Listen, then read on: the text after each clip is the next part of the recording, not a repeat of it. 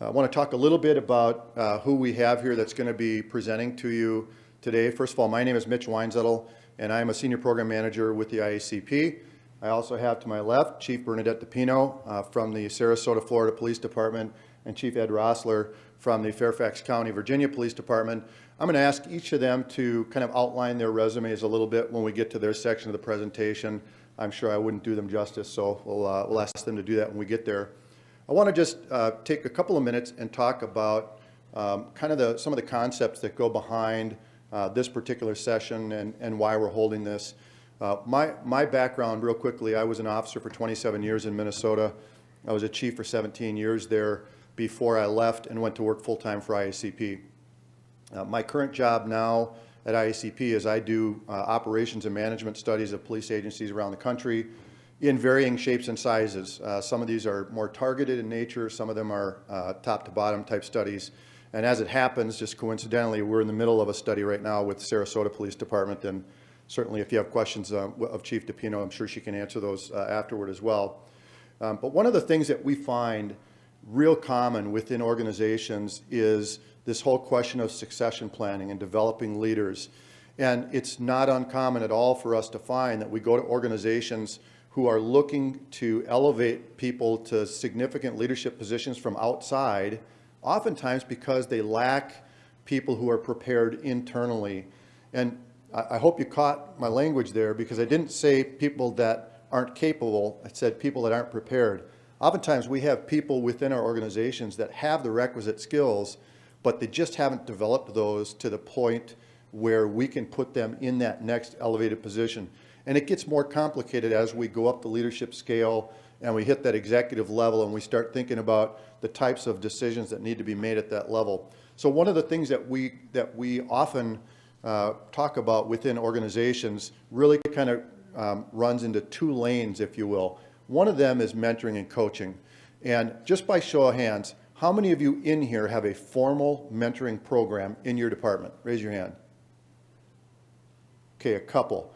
Quite frankly, that's more than usual. Most of the time, it's a zero. For as much as we value mentoring and coaching and the structure and the nature of that, it's typically done ad hoc in agencies, and that works for some people, it works for some agencies, but one of the things we try to promote is a more intentional process. So I said there's two lanes. The first one is that mentoring and coaching lane, but the second one is an intentional personnel development lane. How do we create a track within our organizations to create and to promote development of officers within our organizations such that they develop the kind of requisite skills they need, so when they get to that next level or when they get to that next promotional exam or test, they're prepared to answer those questions in a way that we need them to have that kind of mental focus. So when we put them in that decision-making role, we know they're going to make the right choices. So what I'd like to do at this point is turn it over to Chief Rosesler and ask him to talk about his experiences with one of the programs that IACP uses. And I'm going to let him explain that and introduce himself and have him go into some details about that. Chief? Thanks, Mitch.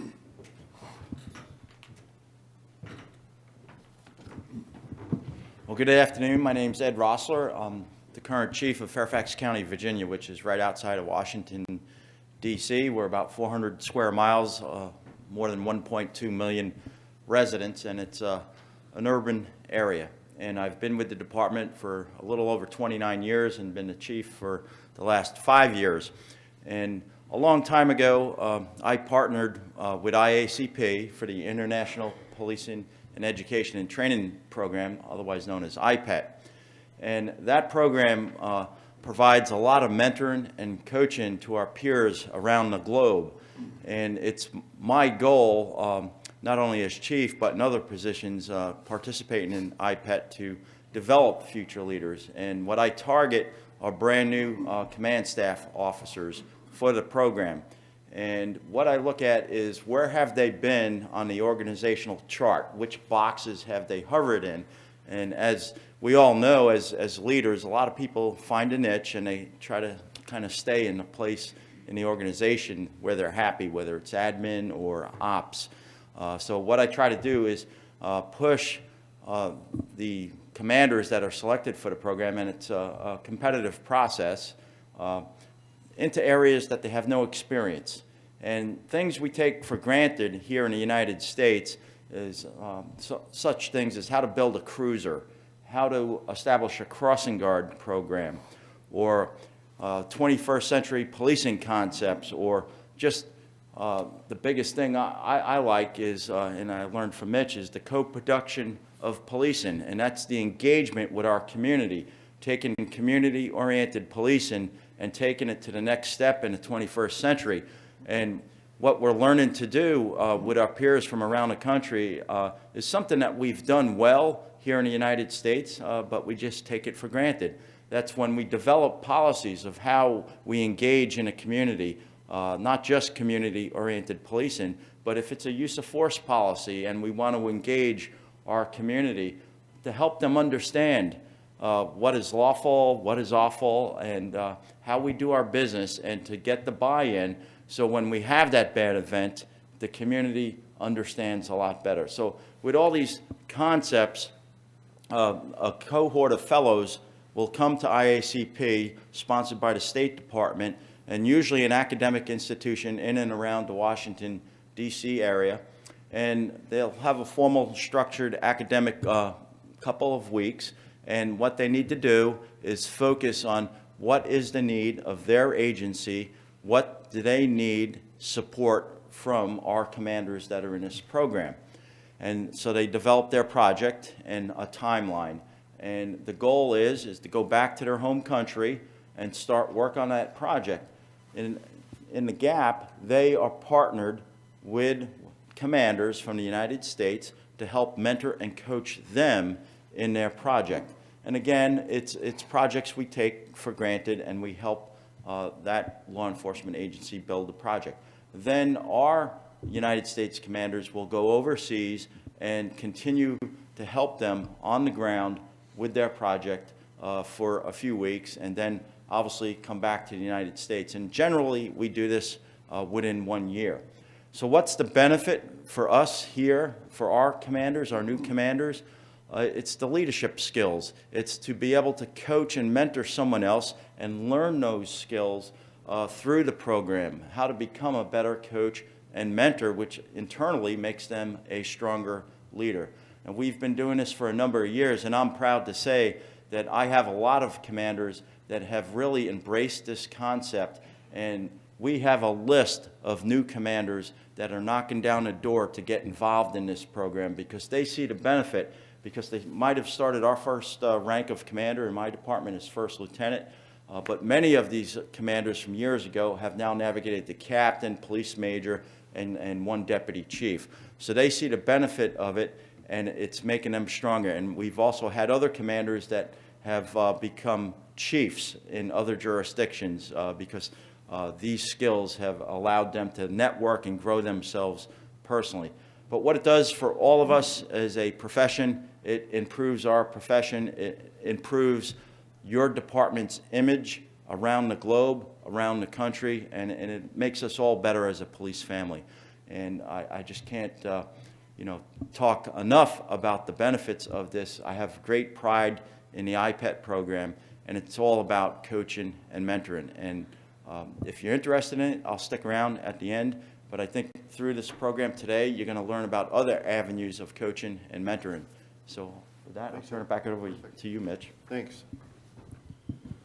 And what Ed really didn't highlight is this comes at some expense to their organization to do. This is, IACP does cover things like travel, but we don't typically pay for agency involvement in terms of the staff time and so forth. So there is a substantial investment on the part of the agency in terms of staff hours and allocated time, but as Ed was explaining, hopefully those things are paid back in spades based on the experience that they have, not only working with those folks here, but also as they go abroad and get an opportunity to see how things are done in other areas. And other thing that I think Ed just touched on briefly is the term co-production. And if you've paid attention to the 21st Century Policing document, that term is kind of very briefly mentioned in the middle of that. And I'm not going to go into the detail of that, but that mention by Ed is a key example of how we continue to build our own capacities between and among each other. As IACP was working on another project, we started looking at this idea of co-production, which effectively is an evolution of community policing. And we started looking around trying to figure out who's already doing this. And we found that Fairfax County was already deeply involved in that type of activity, even though it really didn't carry that moniker at the time. So it's an interesting concept that as we talk about mentoring and learning and growing and helping others, we often find ourselves in that same lane and capturing that same information for ourselves and from a personal development standpoint. So in addition to the IPEP program, which again is one opportunity for you to engage with IACP, and I will say for any of those of you that might have an interest in doing that, certainly talk to Ed, or you can talk to Amy, or you can talk to me afterward. We'd be happy to collect your information and we can have some further discussion on that. But IACP also has, at this point, 3 major leadership programs that we use that are, these are fee-based service programs that the IACP uses that we bring and deliver to agencies throughout the country. And they are LPO, which is Leading Police Organizations, WLI, which is Women's Leadership Institute, and FLL, which is the First Line Leadership Training Program. And what I'd like to do is I'm going to ask Chief DiPino to come up and talk a little bit about LPO and WLI, basically from her experience level. Again, these are programs that we bring to other agencies. LPO in particular is a program that your department can, if you choose, you can actually develop instructors internally to do that program over time. So I'm going to let Chief DiPino jump in and explain those things to you.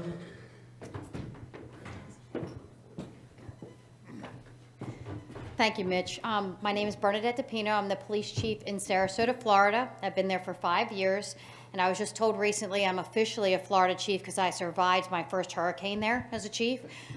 Okay, it is after lunch, so you guys are not getting my jokes. I'm gonna have to get better on this. I've actually been in law enforcement for 32 years. I started my career in Baltimore County. I was there as an officer for 3 years, and then I lateraled to the Ocean City, Maryland Police Department, where I worked as an officer and worked my way through the ranks my last 10 years as the chief of police there. And I was really honored to have been selected as a police chief in the organization that I had worked because I knew the organization. I had developed, I've gone to the FBI National Academy. I was doing everything I could, worked every different position in the department, and I wanted to be the police chief there one day, so I felt very blessed. And when I retired, I found the job in Sarasota, and I was an outside chief. And when I got there, I made a commitment to myself and to my organization that the next chief of police within the Sarasota Police Department was going to be an internal candidate within our department because while I was very happy to be an external candidate, I thought I don't think it's a benefit to our officers in giving them an opportunity to move up in the organizations where they have started from the line and they know the organization all the way through.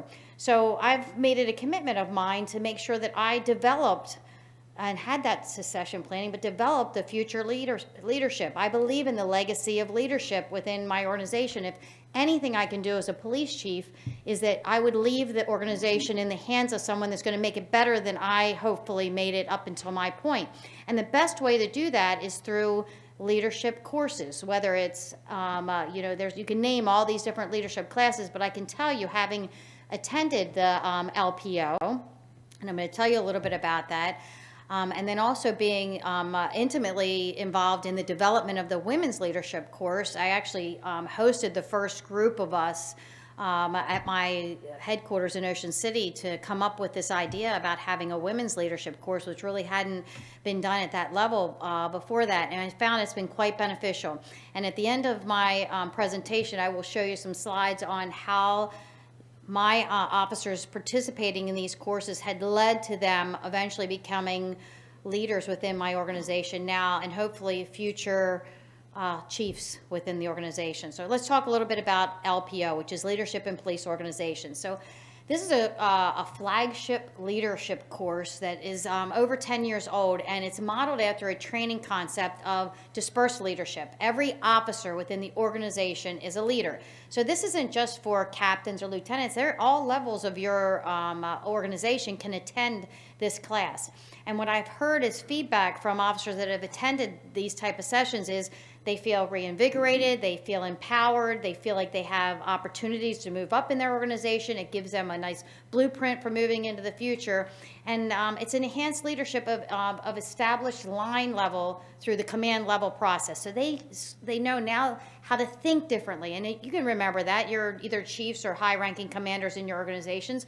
When you went from officer to sergeant, there was a learning gap there, probably the biggest one I have to say in my whole career, because now you're not one of the line, you're not one of the guys anymore, you're now a sergeant, and then you move up to lieutenant and other ranks, and now you're the chief, and it's very lonely at the top, so you don't have any friends anymore, unless they want something, then they're your best friend, they compliment you all the time. But anyway, the participants are sworn and not sworn, and from over 400 agencies have participated in an LPO. So here are the course objectives. It's to understand and apply modern behavioral science and leadership theories that enhance human motivation, satisfaction, and performance and achievement of the organizational goals. And there are frameworks that you work within when you go to these classes. They're 3 weeks long. We'll get into that. You can read the slide. But it's very detail-oriented and a planned program, 3 weeks long, and it's taught over a 3-month period, so you don't lose your officer for 3 weeks at a time, so they're not disengaged within your organization. So they go a week, they go back to your organization, they read the book, they try to apply what they've learned to their everyday life, then they go back for another week and another week. And like I said, I personally have attended this, and I found it to be quite beneficial. You can do it one of two ways. One, you can actually sponsor it within your own organization, and you can work within your own people within your own department go together, or you can send them to another one where they interact with other agencies, which I found quite beneficial because you learn about different police cultures and different experiences, and the networking is amazing. So it's usually 36 students, 2 IACP certified LPO instructors, and again, the possibility of in-house programming, which I talked to you about, is that you could sponsor it yourself. So if you have questions about that class, the course is, I tell you, it's quite aggressive. It's quite, there's 3 books that you have to read. It's basically one for each week that you go into, but the materials you get from that benefit and help develop leadership at all levels of your organization. It makes your officers think at a different level, almost like they are a commander, even though they're line officer, which is a benefit to me as a chief. So Cecilia, who unfortunately couldn't be here, called me and said, you've gone and participated in LPO and you understand with that. I want to expand this to a women's leadership institute. And she said, do you mind hosting? I was like, I'd be honored, I think, but great. So we all sat down, a group of us, and started talking about what we would have liked to have seen as women officers in our organizations. And we talked about things like how important it is for women to go for promotions as quickly as they can. We find that most of our female officers versus our male officers are like, there's 5 boxes you have to check off before you can go to sergeant. They've only checked off 2, but they're going to still try to take the sergeant's test. And our female officers are like, I got to check off all 5 blocks before I go into that. So there wasn't really a mentoring or guidance for some of our female officers to take advantage of opportunities to expand their depth within their organizations, whether it's for supervisory positions or even moving to detectives positions. They really didn't have a guide and a strategy for how to navigate through their career. So we focused on enhancing business and leadership and personal skills. It's, again, a curriculum that uses behavioral science research theories, very similar to LPO, but a little different. And they use group activities, role-playing, case scenarios, and mentoring. I've actually been honored to go and sit before the group a number of times, and I'm actually going to be speaking before one that comes to Florida this next year about some experiences. And one of the questions that's asked of us is, tell us about a mistake that you made and what you learned from it. And I always tell the group, there were so many for me to pick from that I wasn't sure which one I was going to share with you. But it's always, I learned just as much from being involved as an instructor, as a mentor, as I do as a student in these type of classes. And we get such positive feedback from the students.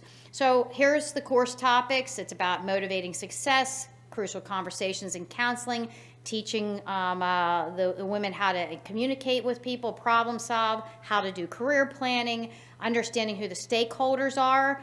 All of you as chiefs, you learn along the way the people that you need to talk to get things done. Most line level officers, even supervisors, don't know that, so we teach them how to identify who they are.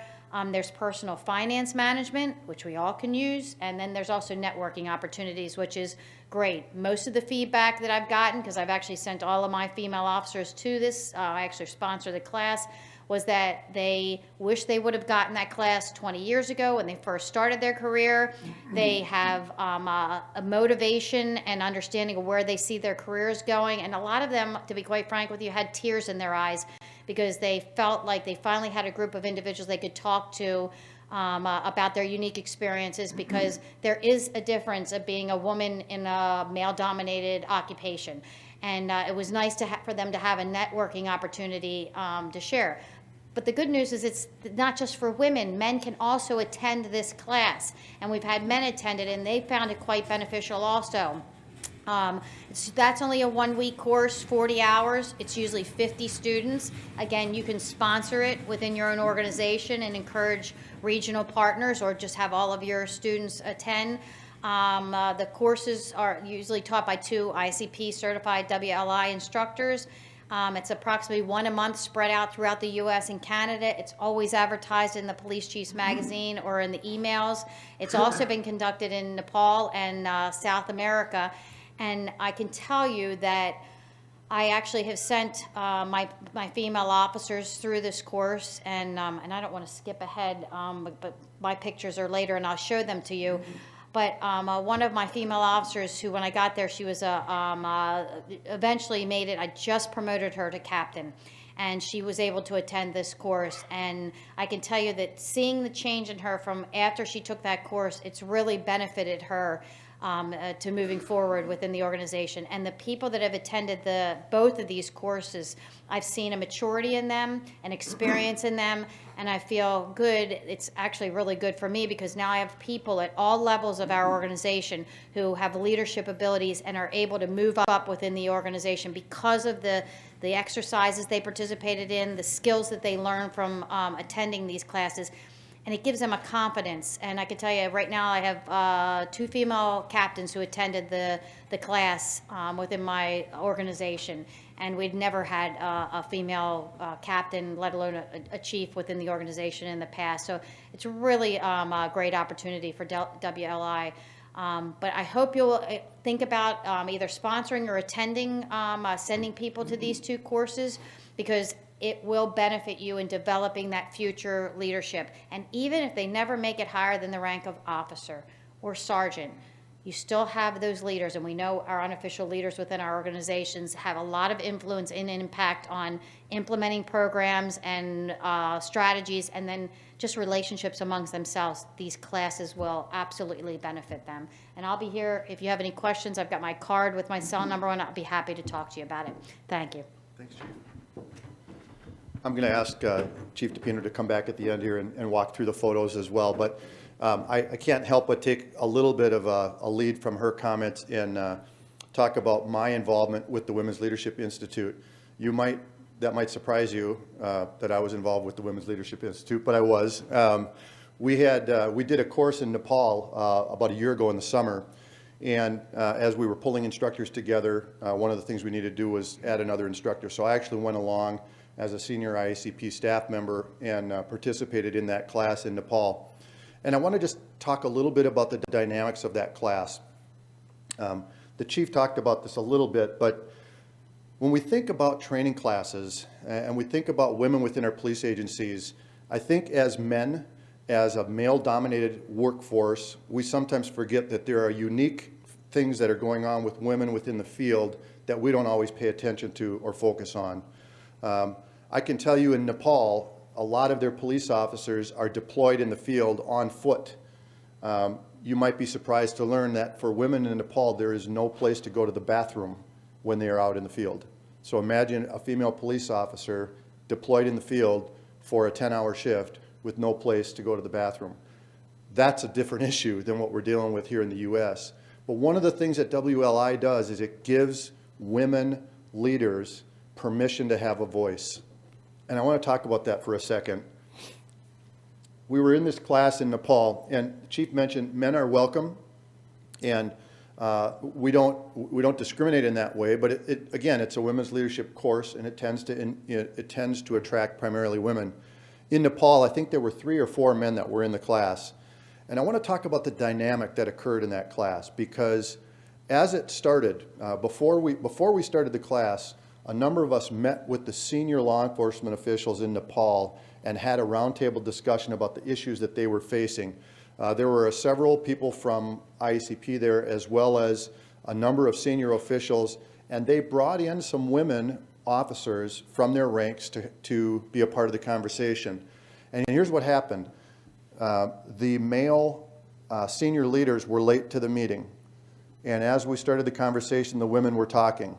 As soon as the male leaders got in, they started monopolizing the conversation, and the women stopped talking. Does this sound familiar?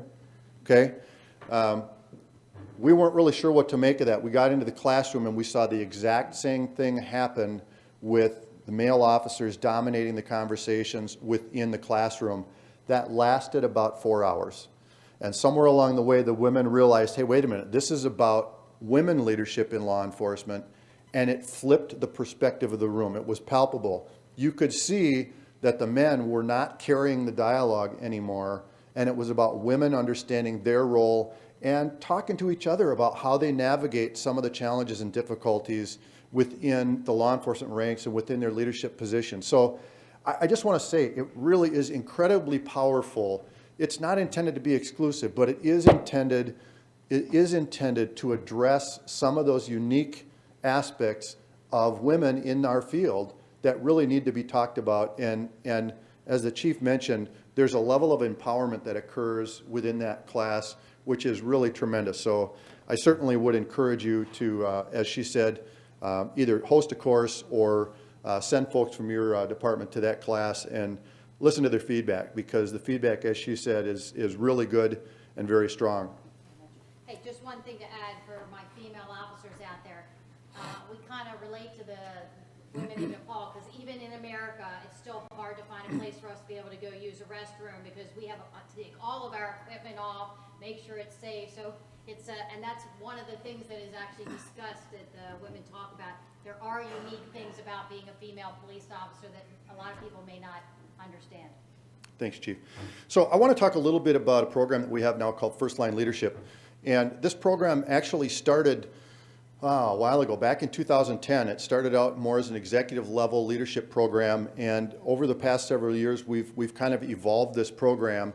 And at this point, the program right now is really directed more toward sergeants, corporals, master police officers, line level folks, aspiring leaders coming into within your organizations.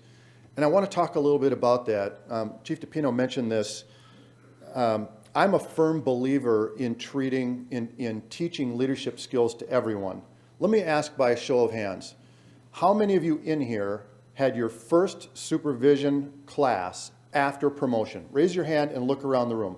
How many? Raise your hand if you had your first training for supervision. Look at this. Isn't there something wrong with this? Okay, look, we've learned this, and I think we're doing better.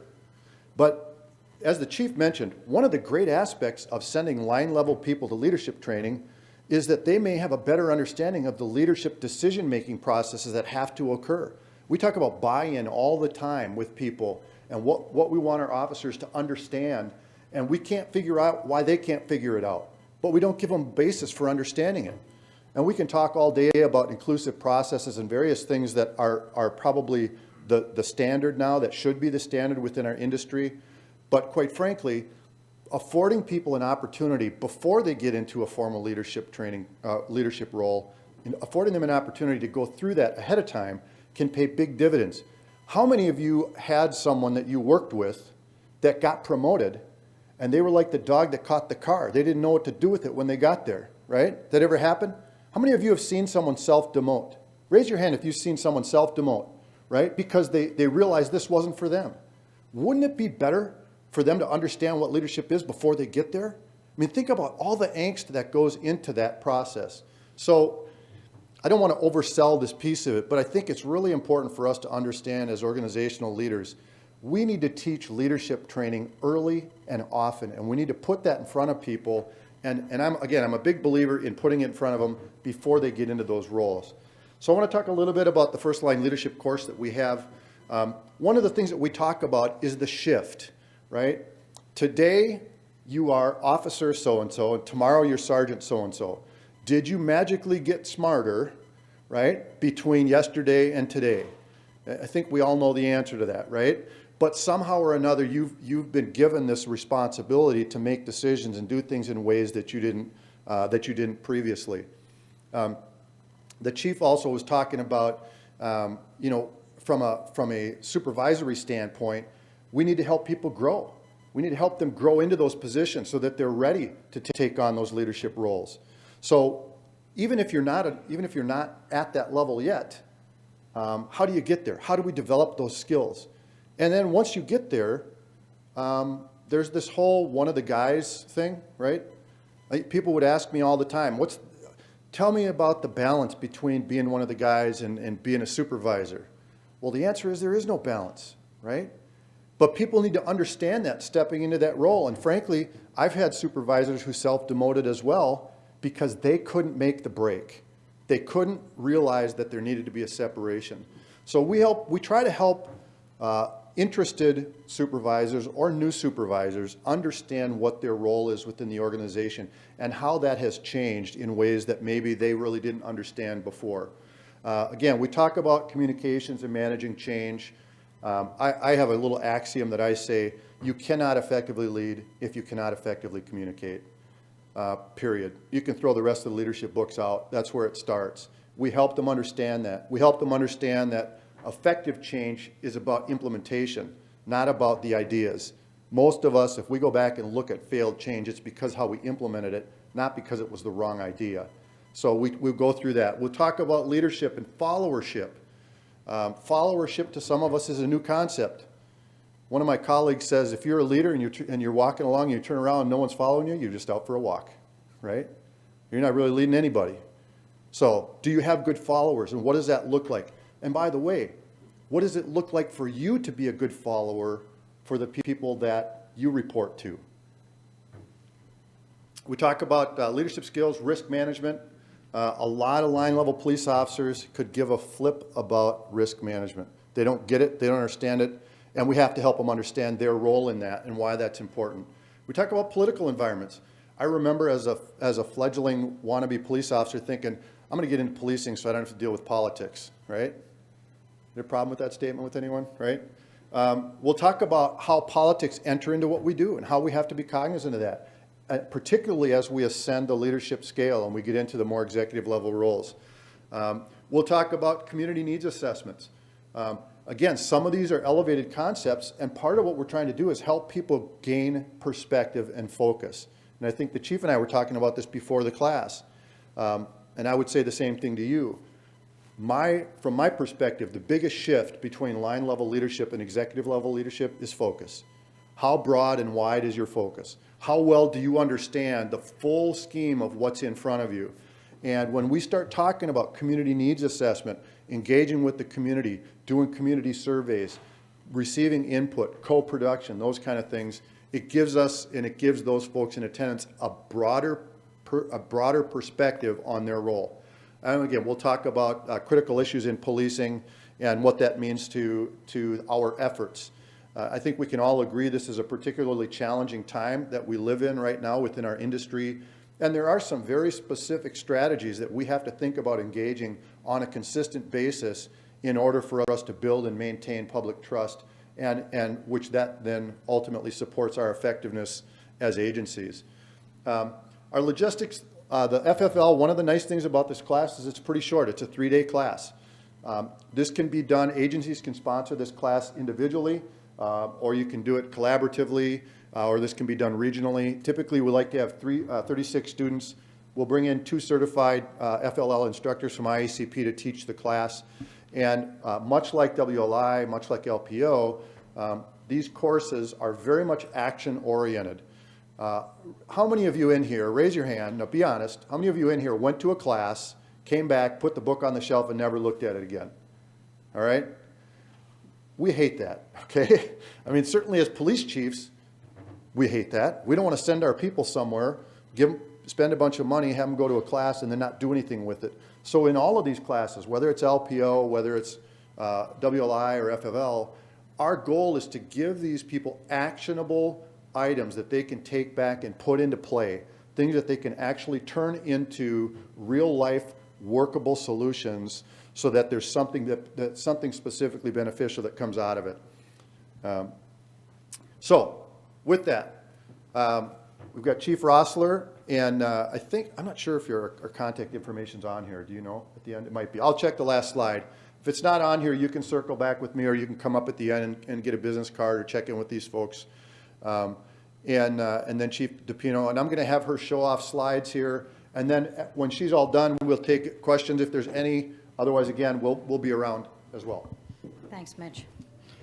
So this is my beautiful city and community, and I'm going to put a plug in if you want to get out of the cold weather. It's a great place in January, February, March. We also have spring training baseball. If you're a baseball fan, the Baltimore Orioles are there.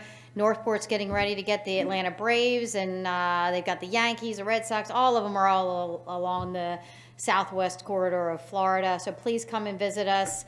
That's our beautiful police headquarters, or big community engagement department. This is some pictures of our female police officers, and after they graduated from the women's leadership class, and some of the women that have actually been promoted within the organization. You'll see here in a second the woman that's in the top left-hand corner with the blonde hair. She's the lieutenant that just became a captain within our organization. And the woman that's standing to the right in that same photograph just was promoted to sergeant within our organization. And so this is pictures of our officers, and you can see there's all ranks. We had our K-9 officers and our police officers. Various people at all levels within the organization participated in these classes. And as I said, now the man putting the badge on, Captain Laurie Jarris, is her husband. He works for the Sheriff's Office, which is our neighboring jurisdiction in our county. He's a lieutenant. They were both lieutenants at the same time. So, of course, I had to get her made captain. And he had to salute her, by the way, at the promotion. But he was very proud of her, and he's on the list for captain, too. So. But you can see different people within my organization who have attended these leadership classes have gotten promoted. All of these people have gotten promoted, and I think directly as a result of the leadership classes from IACP. So just wanted to share with you some of the photographs and how proud I am of the people within my organization that took these classes seriously and studied hard, took it to heart. It makes my job so much easier. They understand now conceptually why some of the programs and policies are in place because they've taken this. It makes them better thinkers. And it also builds up morale within my organization, which all of us, is there anybody here that doesn't have a morale problem? Okay, good, because I thought maybe there might be somebody out there. But if I hear that once, I hear it a million times. It's the morale's bad, morale's bad. Well, I have yet to hear an agency that has good morale. But I can tell you the morale of our police officers that attend these work sessions is so much better and higher because they feel like they have hope and opportunity for raising up to do what they want in the organization. Even if it's not to be promoted, it might be to become a detective. They now have the skills. And to now know they have the opportunity that maybe one day they could be the chief of police, or maybe one day they could be the deputy chief or the captain or the lieutenant. And what we share in these classes is it doesn't matter what your goals are. There is no goal that's too high or too low, but we're here to help you get to that goal. And these classes will help your officers, which ultimately helps you, builds up a positive organization. And when you do eventually get that golden parachute and get ready to retire, you'll know that you've left your organization in good hands of people that have that skill set. That legacy that you will leave of leadership when they take these classes. So, you're welcome. Just real quickly, so there are a couple of additional sessions that are going to be going on Monday and Tuesday. There will be a brief presentation for the LPO program and the WLI programs. You can see those up on the screen now. So if it's something that's kind of tweaked your interest and you'd like to see a little more of what the actual program would look like in practice, you can go to these sessions. They'll actually do a little mini lesson, so you'll be able to see a little more specifics about the curriculum. One thing I'd like to do, and there is on the last slide here, I'm going to show you in just a minute, there's contact information for Amy Gallagher, and she does all the work and scheduling with these programs and runs the program, so you can reach out to her. But I also wanted to just take a moment to ask Chief Rosesler to come back up and talk a little bit about LPO in their department, because they've been a partner with IACP in that as well. Thanks. My agency, besides the IPET, we do participate in LPO and the Women's Leadership Program. And as the chief mentioned, the benefits for the person are just tremendous. And one thing about the LPO program that we do in my agency, as a chief, there's all these other things going on in the organization that you just don't have a lot of time to do research on, how to problem solve, come up with solutions on these issues. And a lot of them have to do with morale issues that, you know, as a chief, you hope that a lower level commander could solve it, but when you have an organization with many different people, it's hard to get everybody on the same page. So our LPO program always has a focus on grabbing something that's morale related that the group could work on and provide a solution. And when they get done with the program, they do a presentation to me as the chief executive officer of the organization. And the blessing in it as a leader is to give them the opportunity, the freedom to go ahead, move forward, and solve the problem, whether it's a policy issue, a pay and benefits issue, or some issues in the community. And that's been a blessing for the agency because it's helped solve problems. So it's not just about taking a class, it's about change in the organization. And as you know, as leaders, creating change, you have that resistance culture. But when you have a program like LPO and you have others working together, it builds up a lot of steam and people understand why we need to change. But they're the ones making a change. It's not coming from the chief, although I'm giving them the authority. So the LPO program is just terrific, and I can't sell it enough. Please take a look at it if you're not involved in it. Thank you. Thanks, Chief. All right, with that, again, this is Amy's contact information. Any questions from anybody out there at this point? I hear crickets. Yes, sir. Can't afford to send people to long courses like this. Is there any way to get those concepts into the academy on a condensed version? So the question was, if you can't afford to send people these programs, is there a way to get that into the academies? What I would say is that, first of all, I think the short answer is probably no, but I want to tell you kind of why that is. These programs were developed through a lot of effort by folks way smarter than me that pulled together a lot of concepts and structured them in an action-oriented environment that really necessitates, let me just say it this way, a big portion of the success of these programs rests in the people who deliver them.